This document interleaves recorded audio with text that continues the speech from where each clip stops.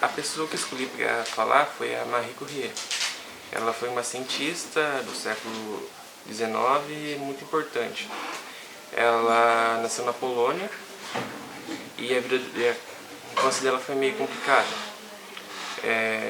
por conta de alguns problemas que a família dela teve, relacionado a financeiro. Ela estudou até os 15 anos e depois dos 15 anos ela não poderia mais estudar pelo fato de ser mulher. Então ela foi para a França aos 21 anos, onde lá ela começou a estudar e isso rendeu 2 prêmios Nobel para ela, um de física e um de química. Ela ajudou na descoberta do polônio e do rádio e também no desenvolvimento do estudo da radiação, que ajudou a, por exemplo, micro-ondas, ondas de rádio, raio-x. Então, na medicina foi muito influenciada por ela. A gente pode ver o papel dela em relação ao papel do gênero. Por quê? A mulher naquela época era vista como uma pessoa que só poderia cuidar da casa e dos filhos, não podendo trabalhar e estudar. Ela foi meio contra isso, se formando e sendo a primeira mulher a ganhar o prêmio Nobel. Então, a personagem que eu escolhi foi a Madonna, porque na época dela ela foi uma revolução e ela chocou todo mundo, porque ela veio afirmando o corpo dela, as ideias dela, e ela veio jogando isso tudo na cara de todo mundo. Assim, eu sou mulher e eu tenho direito sobre o meu próprio corpo, sobre minhas próprias ideias, e ela foi muito forte, muito guerreira, e ela foi contra todos os papéis de gênero que eram, como é que fala? Empurrados sobre ela.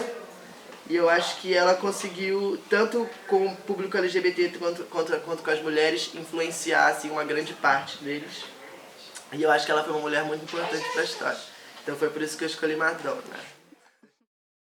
Valentina Tereshkova foi a primeira mulher a se tornar astronauta, sendo em 1963, 2 anos depois do primeiro homem que foi ao espaço.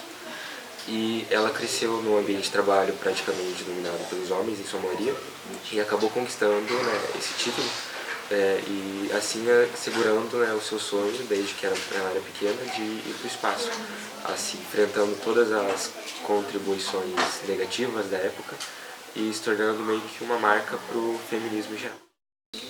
Então, a mulher que eu escolhi, o nome civil dela é Sohibonne Guajajara. Ela é uma líder indígena e, em meio a tantas mulheres indígenas, ela não desistiu dos seus sonhos, ela sempre foi guerreira e correu atrás dos seus objetivos. Ela se formou em enfermagem e em letras e, em meio a tantas dificuldades no espaço por ser mulher e conseguir as coisas, ela nunca parou por aí. Ela mostrou ser feminista por lutar pelos seus sonhos e guerreira por ela não ter parado até se sentir realizada.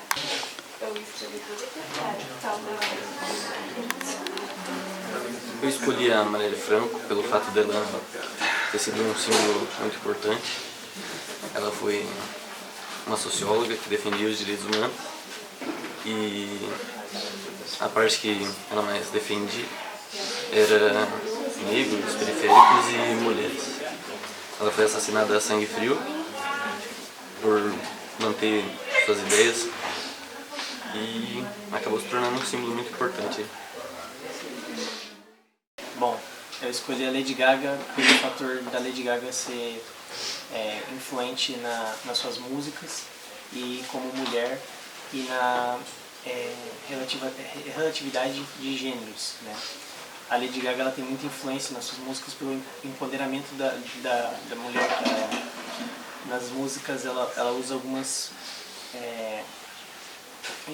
como que eu posso dizer, ela contextualiza os gêneros, entendeu? E também ela influencia muitas pessoas a se identificar como gays ou homossexuais, no caso, né? E ela também é um exemplo porque na infância ela era bem, distanciada, né? Ela era diferente da classe. Por exemplo, as pessoas, né, seus alunos de turma, distanciavam ela porque ela era meio diferente das outras pessoas, sabe? Ela era estranha para eles, né, no caso. Mas além disso, né, ela nunca ligou meio que pra isso, sabe? Ela sempre deixava de lado e não ligava, e, tipo, ela era a mais inteligente da turma. E essa relativização é porque ela sempre teve esse empoderamento, entendeu? Eu vou falar sobre a Ana Malala. Ela foi conhecida em 2012 mundialmente após ela sair do colégio e ter levado um tiro na cabeça por talismãs. Em 2008, o líder do Paquistão, ele tinha proibido as meninas de estudar. Isso iria durar um mês, mas durou anos. E um jornalista pediu para o pai da Malala, que era dono da escola que ela estudava, para algum aluno falar sobre o que achava, o que estava acontecendo no Paquistão. Aí foi quando ela criou o blog dela, que é o Diário de uma Estudante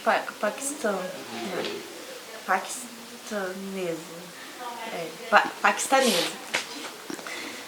Aí não demorou muito tempo para ela ser descoberta, e daí quando ela foi descoberta, teve muitos jornalistas atrás delas para gravar entrevistas.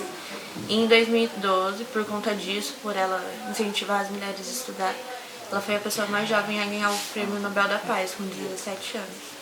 A pessoa que eu escolhi é a Frida Kahlo. Eu escolhi ela porque ela se tornou um símbolo feminista após seus anos de morte, representando sempre as mulheres, sendo uma pessoa muito forte e tendo a sua liberdade feminina. Se tornou um exemplo. Ela quebrou muitos tabus, ela não se importava com os padrões estéticos e ela era sempre ela mesma. Embora ela não tenha conseguido a mesma representatividade que os homens, por conta do machismo e da desigualdade de gênero, ela conseguiu se destacar no meio artístico e ser reconhecida como pintora.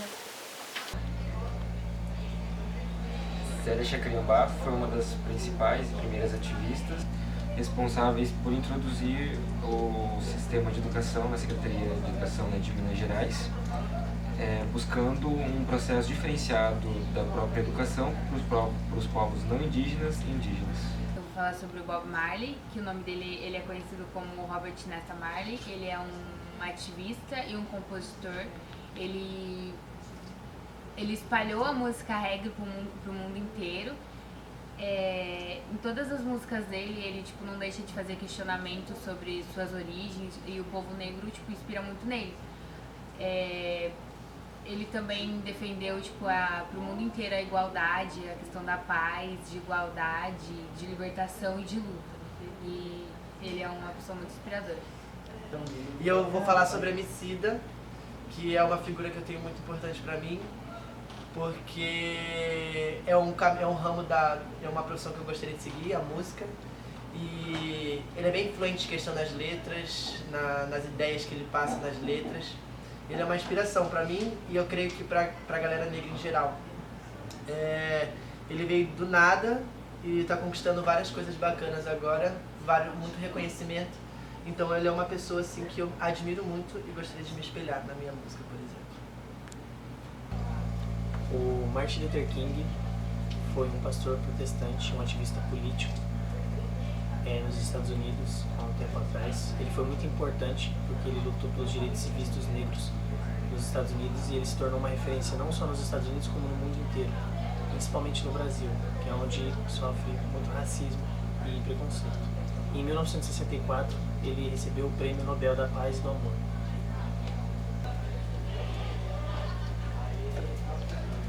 Milton Santos foi um dos grandes geógrafos e pesquisadores brasileiros, onde ele ficou conhecido no mundo inteiro, consequentemente do seu asilo, depois do regime militar de 64, onde ele deu aulas na França e Nigéria e buscou uma representação dos seus ideais geográficos no mundo inteiro, onde posteriormente no Brasil ele voltou e foi onde aconteceu o seu ápice de pesquisas.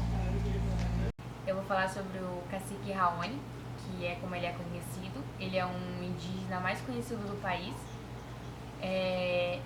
Ele aprendeu a falar português com seus irmãos e ele foi conhecido internacionalmente pela luta que ele fez pela preservação da Amazônia.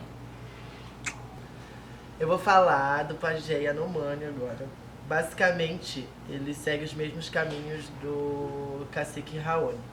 Mas ele não é muito conhecido aqui no Brasil, ele é mais conhecido lá fora. Ele publicou um livro na França, chamado A Queda do Céu, em 2010. E tem tradução para o inglês, mas não tinha, né, até a época, tradução para o português. Foi chegar aqui no Brasil em 2015 só. Ele tem vários seguidores lá fora e pessoas que admiram ele lá fora. Uma dessas pessoas é o rei da Noruega. Eu esqueci o nome dele, mas em 2013 ele veio até o Brasil e passou uma semana na aldeia lá com o pajé para saber, né, como era o dia a dia dele e conhecer um pouco mais.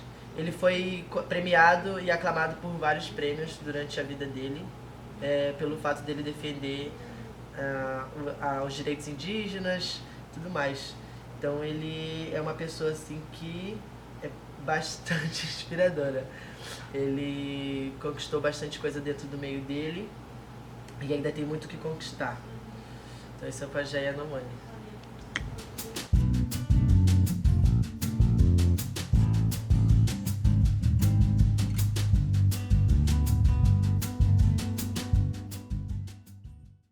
Então, meu nome é Georgina de Fátima. Eu nasci em Guaraniaçu. Minha família é dali, daquela aldeia ali perto. Não vivi na aldeia, mas conheci bastante pessoas lá. Tenho lembrança de quando eu era criança, bem criança, até meus 7 anos, que a gente tinha contato com eles ali, com as pessoas. Até depois, quando a gente mudou lá para Quedas, que é outra cidade perto, ali tem bastante indígena ainda por causa dessa reserva que tem agora ali. Então a gente sempre teve contato. Quando a gente vinha de Quedas para Guaraniaçu, parava na aldeia, ficava um tempo ali, convivia com eles. Essa é a lembrança que eu tenho assim, da aldeia, mas eu tenho mais lembrança do meu avô, assim, lembrança da casa dele, lembrança de como era, como que ele vivia. A vida da gente já mudou um pouco, né? Mas aquele momento que a gente vivia com eles ali é uma coisa que fica na memória da gente, né? E eu tenho muito orgulho de dizer que eu vivi ali, que eu sou descendente desse povo que ainda tem ali, né? Então, as lembranças do meu avô, eu não lembro do rosto dele, porque ele morreu, né? E nós saímos de lá quando eu era pequena. Mas as lembranças que eu tenho é desse modo de vida dele, assim.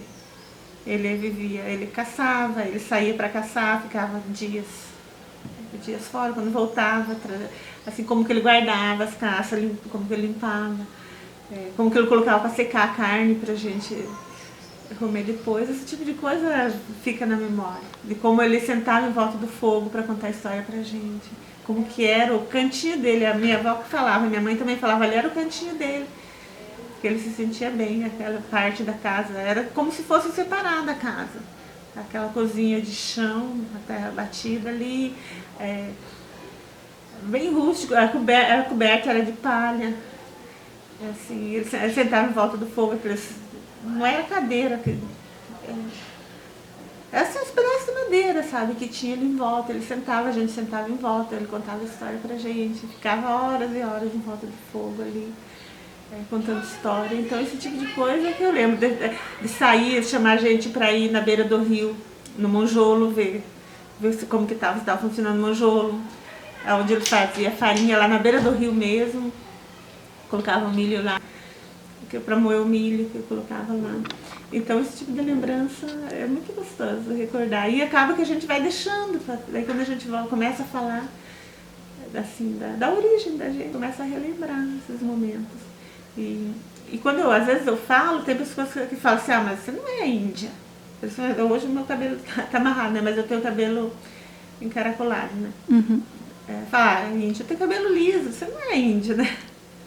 Mas não é isso, tem as misturas, não é porque tem as misturas, não é porque eu tenho o cabelo enrolado que eu deixo de ser descendente de índia, né? Não é porque eu estudei, porque eu trabalho numa escola, que a minha origem mudou, né? Eu continuo sendo a pessoa que eu fui, a minha família continua sendo aquela família, sabe? Eu não tenho que, para dizer eu sou índia, eu sou descendente de índia, eu não tenho que viver do jeito que viviam há anos atrás. Tipo, meus pais saíram de lá, a gente saiu, como diz assim, as coisas mudam, a tecnologia chega, até na aldeia lá mesmo, hoje tem internet, eles têm carro lá, eles não vivem, né, como vivia meu avô, meu bisavô, mas eles não deixam de ser índios, né? Então é isso que a gente tem que entender.